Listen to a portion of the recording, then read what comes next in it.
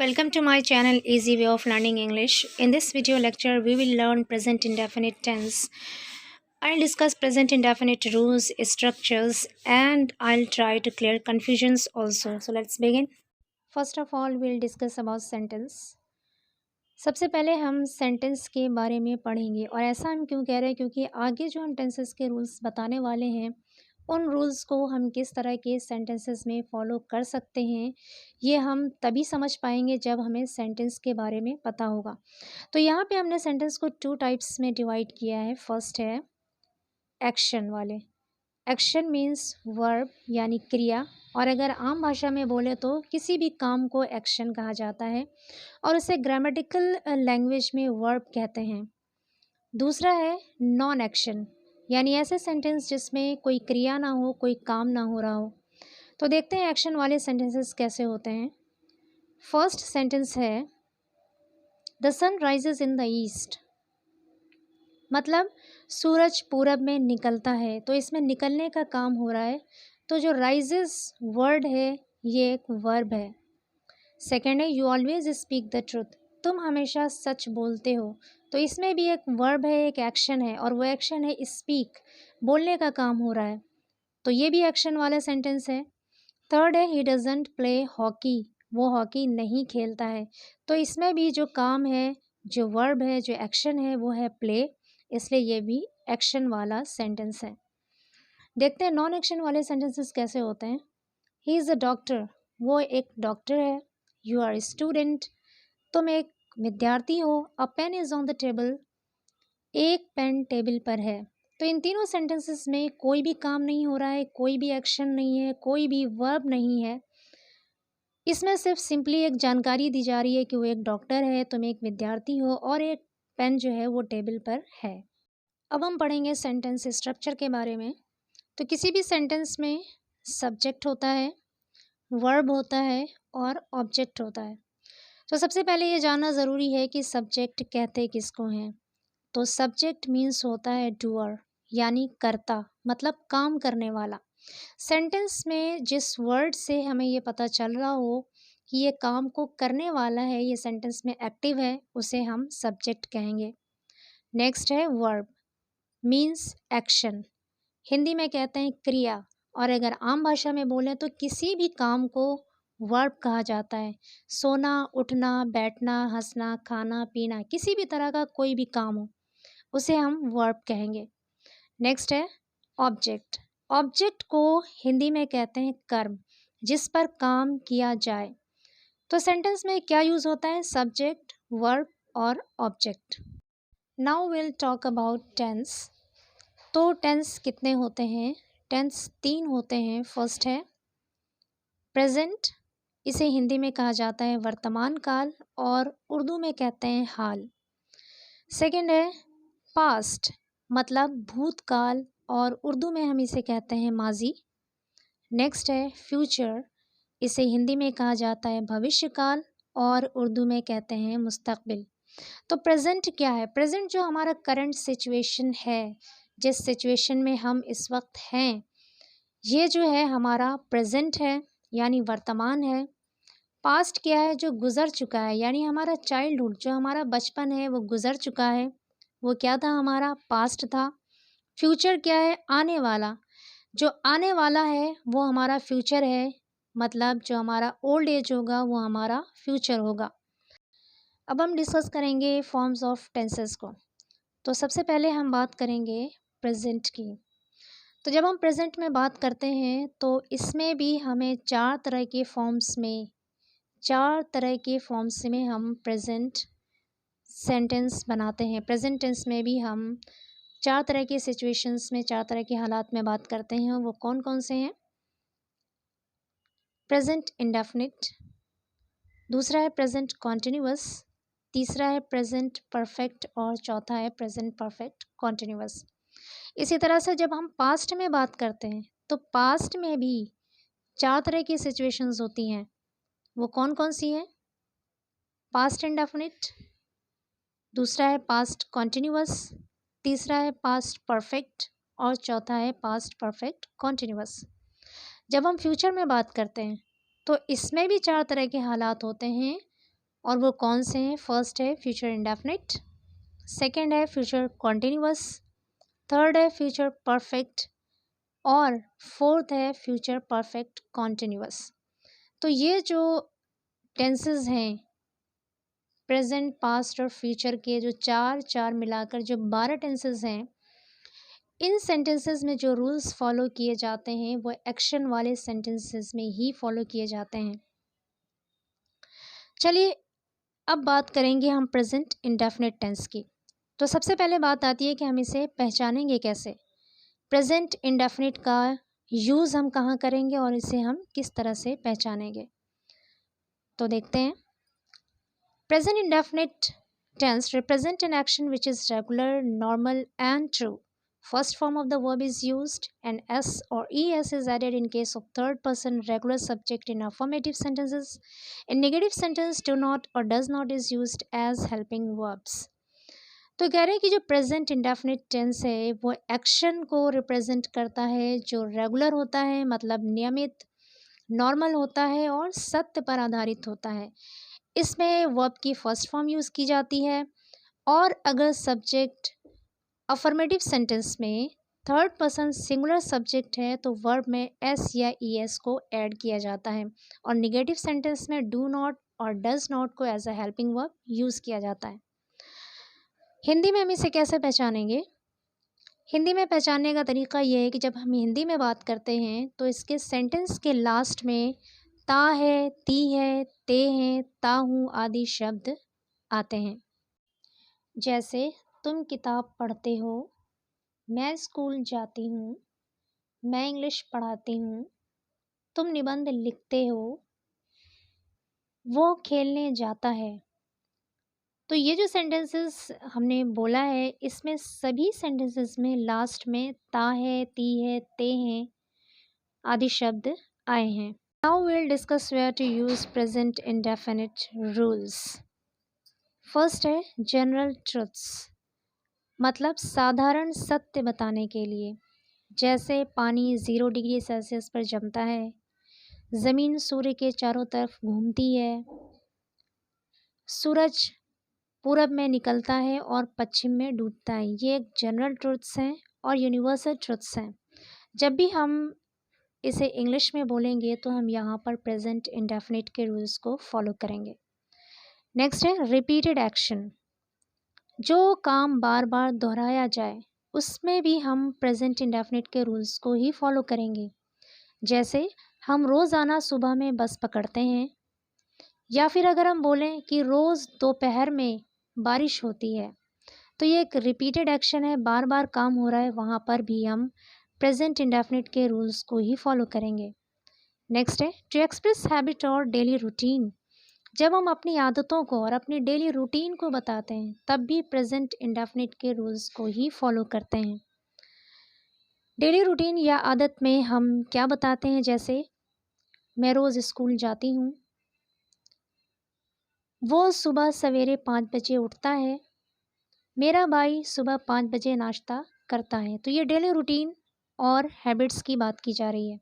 अब हम पढ़ेंगे प्रेजेंट इंडेफिनिट टेंस के सेंटेंस स्ट्रक्चर के बारे में। तो फर्स्ट है अफर्मेटिव। अफर्मेटिव वो सेंटेंस होता है जिसमें ना तो सवाल पूछा जाए और ना ही उसमें नॉट आए। तो देखते हैं इसका स्ट्रक्चर क्या है। सबसे पहले सब्जेक्ट, उसके बाद फर्स्ट फॉर्म ऑफ वर्ब, उसके बाद एस या ई एस, फिर है ऑब्जेक्ट। वर्ब की फर्स्ट फॉर्म के साथ एस या ई एस हम तब यूज़ करते हैं जब सेंटेंस का सब्जेक्ट थर्ड पर्सन सिंगुलर हो। नेक्स्ट है नेगेटिव। नेगेटिव का मतलब होता है कोई ऐसा सेंटेंस जिसमें नॉट आ रहा हो। तो इसका स्ट्रक्चर कैसे बनेगा, सब्जेक्ट, फिर डू या डज, फिर नॉट, फिर फर्स्ट फॉर्म ऑफ वर्ब और फिर object.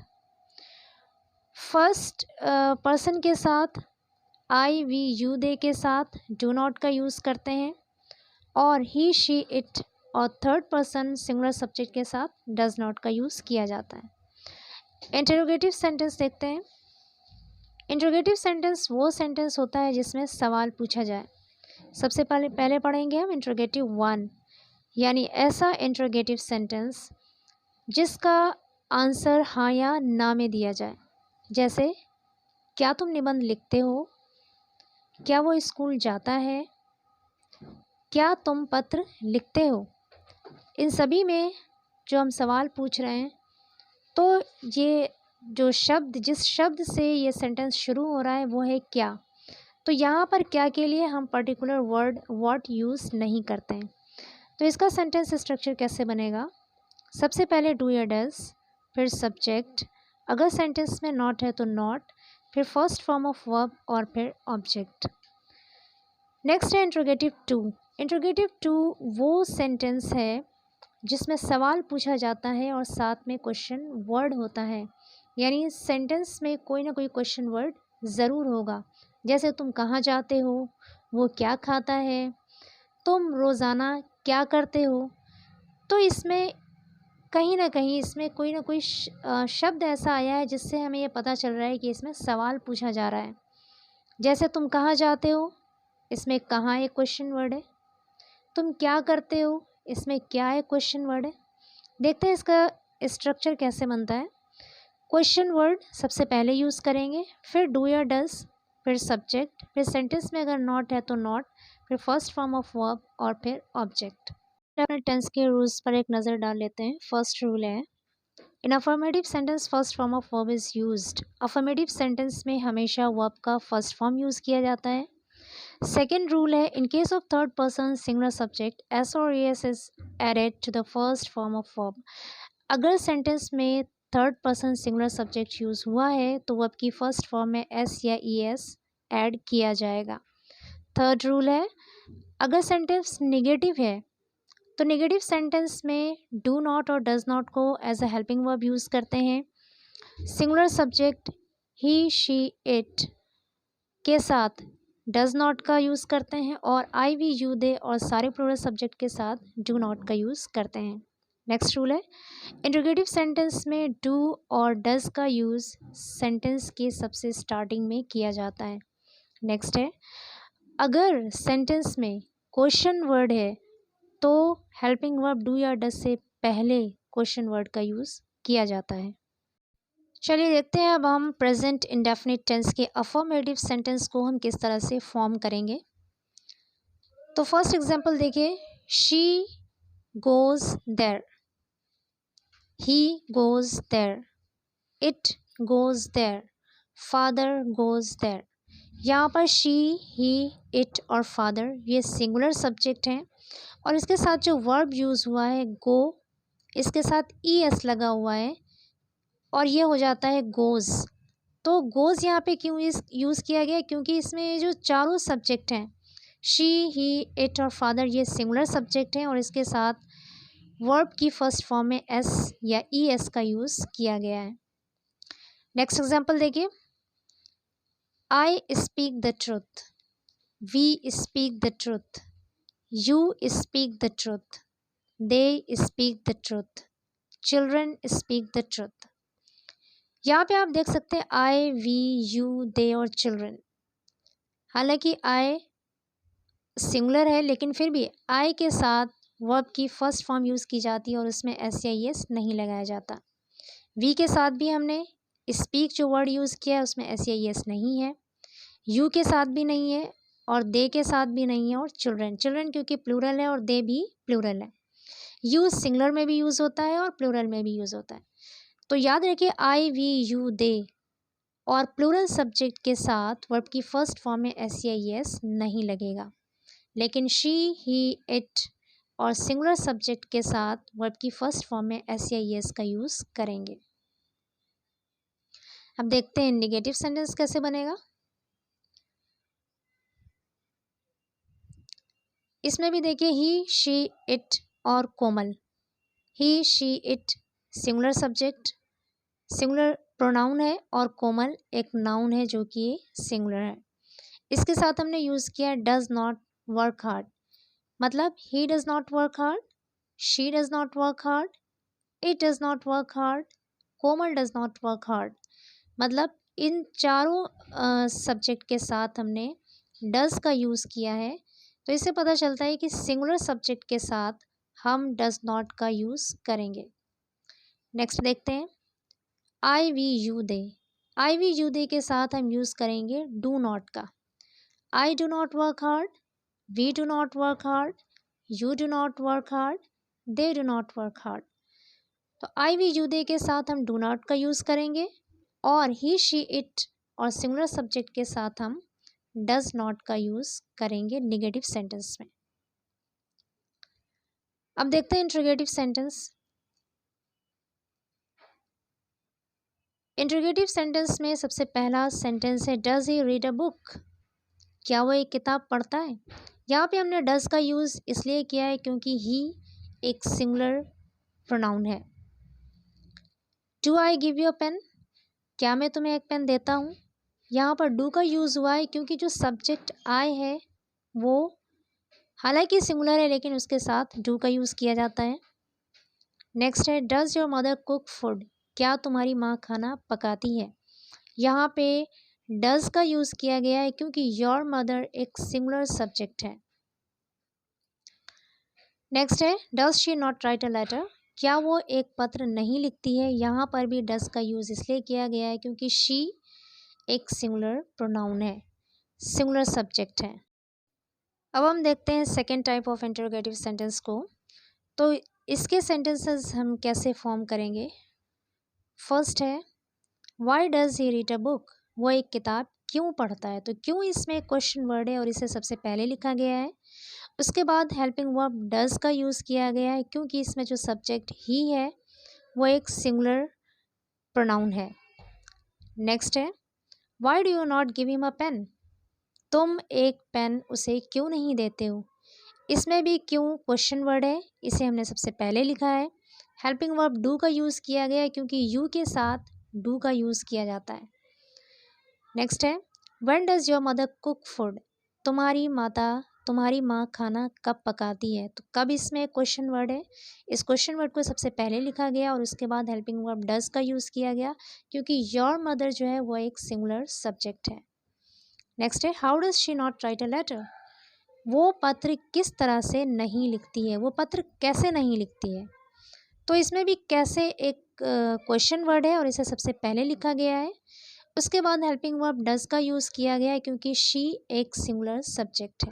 Now it's time to clear confusions. तो देखते हैं कि बच्चों को क्या कन्फ्यूज़न होती है और वो क्या गलती करते हैं। हमारा पहला सेंटेंस है ही always wakes up early in the morning, वो रोज़ाना सुबह सवेरे जगता है। ये एक करेक्ट सेंटेंस है। लेकिन बच्चे क्या गलती करते हैं, he is always wake up early in the morning, वो इसके साथ वर्ब की फर्स्ट फॉर्म का यूज़ करते हैं जो कम्प्लीटली रॉन्ग है। Next sentence he does not like to play football, उसे फुटबॉल खेलना पसंद नहीं है। ये करेक्ट सेंटेंस है। लेकिन बच्चे क्या मिस्टेक करते हैं, he is not like to play football, वो इसके साथ वर्ब की फर्स्ट फॉर्म का यूज़ करते हैं। It's completely wrong. नेक्स्ट है do you go to school daily, क्या तुम रोज़ाना स्कूल जाते हो। ये करेक्ट सेंटेंस है। Are you go to school daily, यहाँ पे आर के साथ वर्ब की फर्स्ट फॉर्म गो का यूज़ किया गया है जो कि कम्प्लीटली रॉन्ग है। So it's all for today. I hope कि ये वीडियो लेक्चर आपके लिए यूज़फुल होगी। मेरी वीडियोस को लाइक कीजिए, मेरे चैनल को सब्सक्राइब कीजिए और वीडियोस को शेयर कीजिए।